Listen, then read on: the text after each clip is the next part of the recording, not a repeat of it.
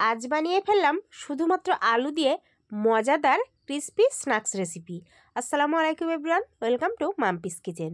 তার জন্য কয়েকটা আলু আমি ধুয়ে নিয়েছি, তারপর গ্রেটারের সাহায্যে এটাকে গ্রেট করে নেব। আমার সমস্ত আলুটা গ্রেট করা হয়ে গেছে। এই পর্যায়ে আমি ভালো করে 2 থেকে 3 বার ধুয়ে নেব। আর তার আগে বলে রাখি, তোমরা আমার ইউটিউব চ্যানেলে যদি নতুন হয়ে থাকো প্লিজ চ্যানেলটা সাবস্ক্রাইব করে রাখবে, আর ফেসবুক পেজ থেকে দেখলে পেজটাকে ফলো করে পাশে থাকবে। এরকম নিত্য নতুন অনেক রেসিপি আমার পেজে আছে, তোমরা চাইলে দেখে নিতে পারো। তারপর পানিটা যতটা সম্ভব একদম নিংড়িয়ে বের করে নেব পানিটা। তারপর একটা পাত্রে নিয়ে নিয়েছে, দেখতেই পাচ্ছ কতটা ঝুরঝুরে হয়েছে, একদম পানি খুব একটা নেই। তার মধ্যে দিয়ে দিলাম হলুদ গুঁড়ো, দিয়ে দিলাম ঝালের গুঁড়ো। ঝালটা অবশ্যই তোমরা তোমাদের পছন্দ মতো দেবে, চাইলে এখানে কাঁচা ঝালও ব্যবহার করতে পারো। তারপর দিয়ে দিলাম গোলমরিচ গুঁড়ো, দিয়ে দিলাম জিরের গুঁড়ো,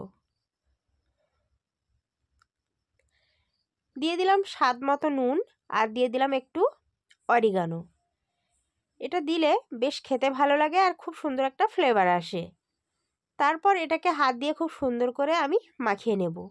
দেখতেই পাচ্ছ প্রথমে কিন্তু মশলাগুলো মাখতে চাইবে না, একটু শুকনো শুকনো মনে হবে। তারপর ভালো করে মাখতে মাখতে যেহেতু নুন দেওয়া আছে, একটু রসালো ভাবটা চলে আসবে। তারপর তার মধ্যে দিয়ে দিলাম কর্নফ্লাওয়ার দিয়ে আবারও খুব সুন্দর করে মেখে নেব।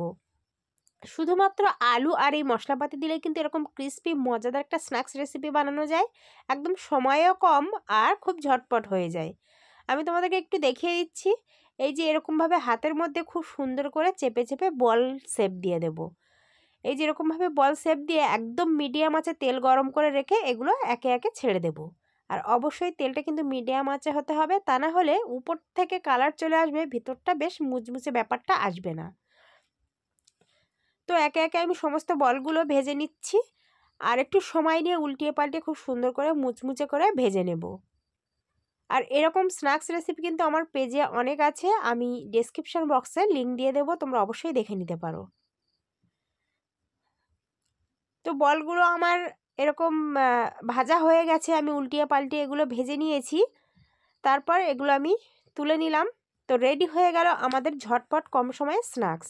সন্ধ্যাবেলায় চায়ের আড্ডা কিন্তু দারুণ জমে যাবে যদি এরকম একটা স্ন্যাক্স থাকে, বা বিকালের স্ন্যাক্স হিসাবে ওটা দারুণ জমে যাবে। আর ভীষণ মুচমুচে হয়েছিল আর খুব টেস্টি হয়েছিল। আমি তোমাদের একটা ভেঙে শেয়ার করি যে কতটা মুচমুচে হয়েছে। উপরটা একদম মুচমুচে, ভিতরটা সামান্য একটু নরম ভাব। খেতে টমেটোর সসের সঙ্গে দারুণ ছিল। তো আমার এই রেসিপিটা কেমন লাগলো অবশ্যই কমেন্টে জানিও। ভালো লাগলে বন্ধুদের মাঝে একটু বেশি করে শেয়ার করে দিও, যাতে করে অন্য বন্ধুরা জানতে পারে। আর অবশ্যই এই রেসিপিটা কিন্তু এই নতুন আলুর সিজনে দাম কম, অবশ্যই একবার হলেও ট্রাই করো।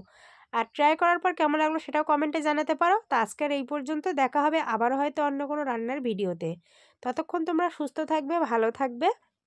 আর কে কোথা থেকে দেখছো অবশ্যই আমার ভিডিওতে একটা কমেন্ট করে যাবে। আসসালামু আলাইকুম, আল্লাহ হাফেজ।